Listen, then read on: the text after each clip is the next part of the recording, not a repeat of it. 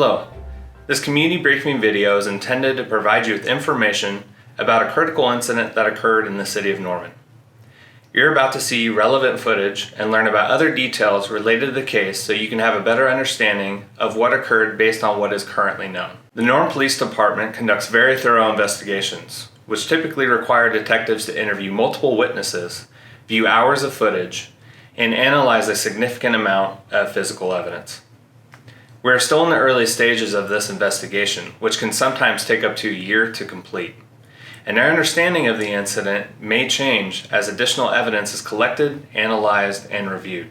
Be advised, the content you're about to see may be disturbing. There may be strong language used by those shown in the video.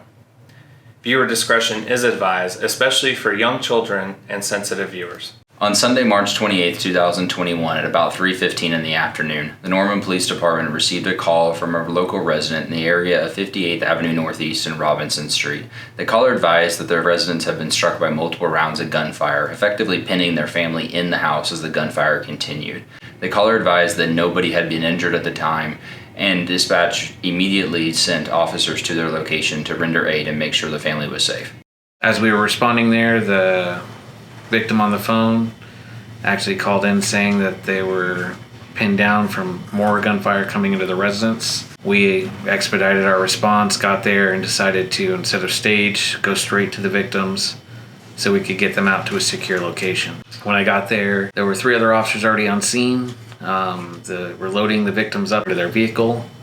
I got their information quickly from the vehicle window while the last person was loading up, and we sent them north to Robinson and 58th to stage with fire after making sure no one was injured. After that, we, as safely as we could, checked the residence that had been struck, and we found 5 bullet strikes into the residence, one of which had gone through the back door and into their grandson's bedroom, who was in the bedroom. At that point, we backed out to our vehicles to use them as a little bit more distance and cover because we could still hear gunshots going on in the distance. Several different calibers. We heard smaller calibers, what sounded like handgun fire, and then high-powered rifles.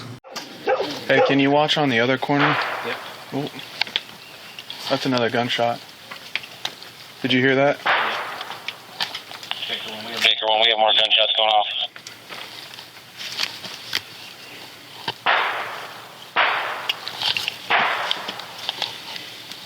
That's 5, 6. I was the shift supervisor that day. I was notified, so I started going out there also. Go to the scene, check out the bullet holes for myself, waiting on investigations to show up. We have 3 cars that are parked just a little bit north of the victim's residence. The guy is still shooting what seems to be from the north to the south in the area of these houses. This is Lieutenant Savage of the Norman Police Department. Hey, if you're shooting guns over there, you're hitting houses over here off 58th. I need for you to call me back, or I need for you to stop shooting. Typically, when investigations comes out, the scene's usually safe by then, so there's no real fear. So we usually just park next to the patrol cars. So I pulled up and stopped in my unmarked unit. By the time I got to those vehicles, that's when I heard the first volley of rounds go off. It was several. There was probably at least 20 rounds that went off while I was standing there. Waited for the shooting to stop. I made my way back to my car. As soon as I backed out and started forward, as soon as I cleared that house, I heard a round impact the passenger side of my vehicle.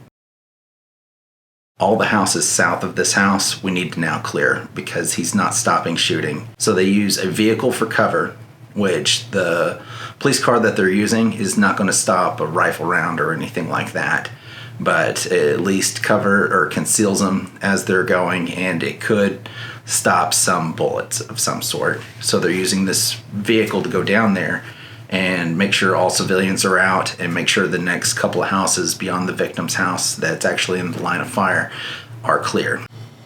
We decided we needed to evacuate the citizens.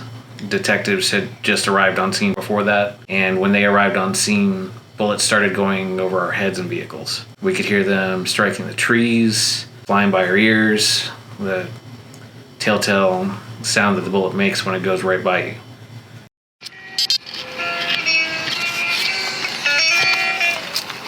Yeah, rounds just went over our head. What's up? That was right the fuck over our head, boss. I guess. Yeah, I'm back here behind my wheel well.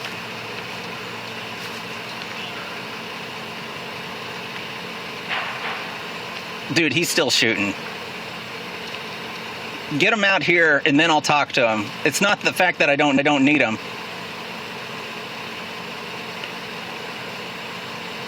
All right, see you, bye.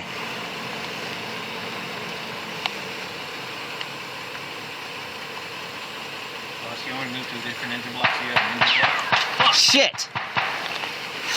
I'm hitting my sirens. So I turned on my siren, which that engages my lights overhead, and it's loud, and I let it run for a little bit.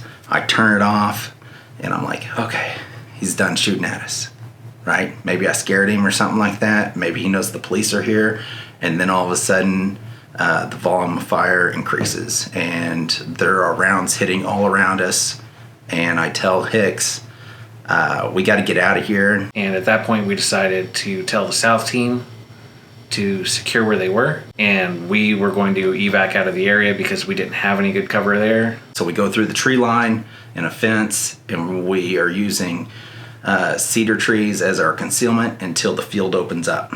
And as the field opens up, we're approximately 150 yards, maybe 200 yards from our cars. And we look to our right, and there's a brick dwelling that's on the back side of the subject's property that has an elderly man going into the front door. Hicks and I try to call at him, sir, I need for you to come this way with us or something. Doesn't hear us. He goes in. And I was like, Hicks, we got to go over there and we got to get him. And we got to pull him out of that house and we got to take him back to 58th where he's safe. Hicks and I go over to this fence. I hold open the fence. Hicks crawls through. Hicks is now holding the fence for me. I'm trying to crawl through, and I get caught on my pants and on my vest as I'm going through. And I was almost through whenever he started shooting at us again, and bullets were hitting the ground in front of us, and they were going on each side of us. I could hear the whiz on each side of my head, which was crazy because Hicks is on my left. And as soon as we got on the other side of the fence, we went prone. I'm looking for whoever's shooting at us, but I cannot see them. And they're still shooting at us. And that is when I was like, this was done on purpose. Because we are almost 2 football fields from where our car was, or maybe a football field and a half. He had followed us all the way over here. And he didn't engage us when we were at the fence. He engaged us whenever our backs were to the fence, like we had already gone through.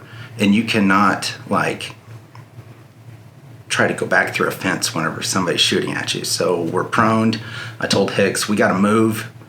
We stood up, and we ran in the direction of the house towards the bullets that were coming at us. And I never could see anybody. Bullets were whizzing by us as we were running towards the house itself.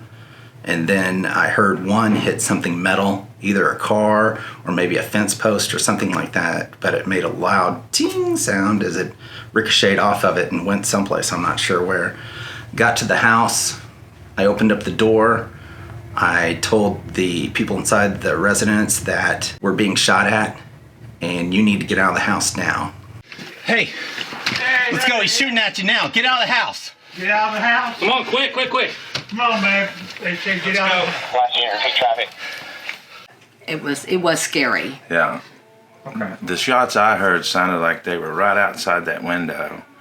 And then just shortly after that, the door opened up. And the officer said, you need to vacate this house now.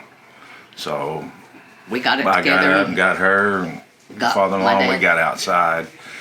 And they stayed on each end of the house. And I mean, they laid there. They did not The move. whole 2.5 The hours. whole 2.5 hours. They sat right there in that prone position with their eye on that gun and their hand on the trigger. When their phone would ring, they would reach it with their other hand. They wouldn't even look back. Yeah. So It was That was pretty pretty intense. impressive. It was intense. We had the drone go up, trying to figure out where this guy was shooting from. And when the drone went up, it took his attention off of us. Louis, talk. We got a drone in the air.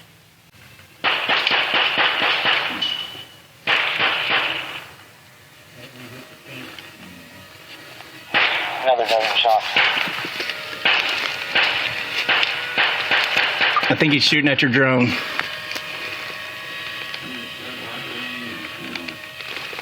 We're clear.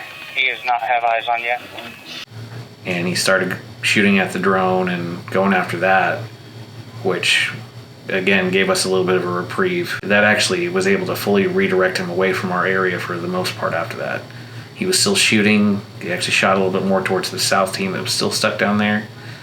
But he had taken his attention off of us and the citizens, which was a very good thing. Basically, we had these people protected on both ends, but we could not move. One of the individuals in the house was elderly. He had a cane.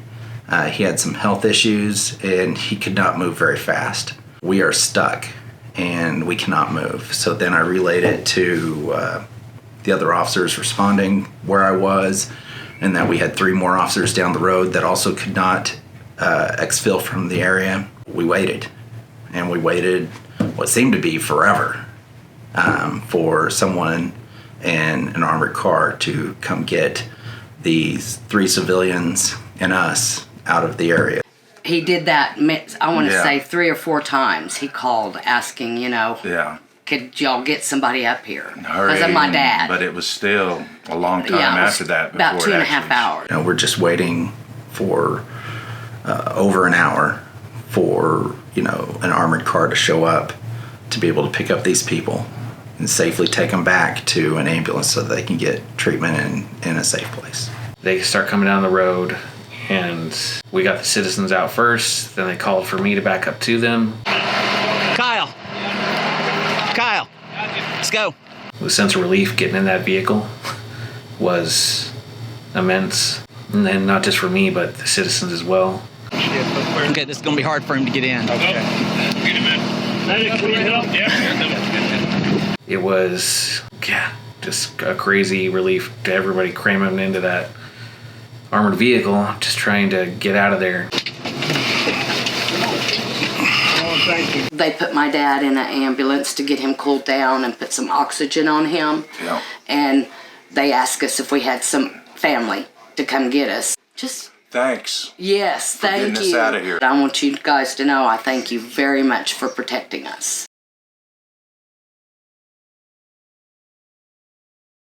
Once the area was secured, officers, detectives, and negotiators began a lengthy process of attempting to make contact with the suspect. Despite numerous phone calls, texts, and public address efforts from vehicles, no contact was ever established. During the ensuing hours, sporadic gunfire occurred with decreasing frequency. After obtaining a search warrant for the location where the gunfire had originated from, tactical teams were able to use armored vehicles to safely approach the location to attempt to make contact. Multiple additional attempts to make contact and encourage the subject to surrender peacefully were made with no success. At about 11 p.m., while clearing the structure on the property, the suspect was located. As officers continued providing command requesting his peaceful surrender, a single gunshot was heard. Officers immediately entered the area and located the subject suffering from an apparently self-inflicted gunshot wound. Officers and tactical medics at the scene evaluated the injury and attempted to render aid. Unfortunately, the subject was pronounced dead at the scene. The location of the incident is believed to be the subject's residence. No other persons are believed to be involved in the incident. The ongoing investigation has verified 3 separate houses, a large workshop, an RV, and 2 vehicles dispersed over a large area sustained damage from the suspect's actions. Some of the structures sustained significant internal and external damage. The majority of the damage to the houses appeared to be focused on doors and windows, possibly further indicating the suspect's intent to cause harm to those occupying them.